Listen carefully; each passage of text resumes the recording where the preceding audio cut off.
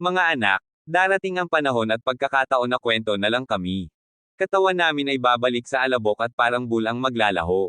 Hindi namin alam kung hanggang kailan ang aming magiging wakas. Kung ilang araw, buwan, taon o sa mga darating ng bukas.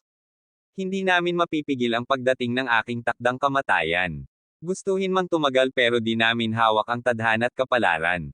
Masakit man isiping ang buhay ay may dulo at hangganan. At iwan ang mundo sa pinakamasakit na bahagi ng paglisan. Hindi man namin mapunan ng saya ang lungkot sa inyong damdamin. Ang payo namin gawin ninyong sandatang lagi ang pananalangin. Upang mapanatag ang aming loob lumisan man kami sa mundo. Hanggang sa hinaharap na buhay sana'y magkita-kita muli tayo.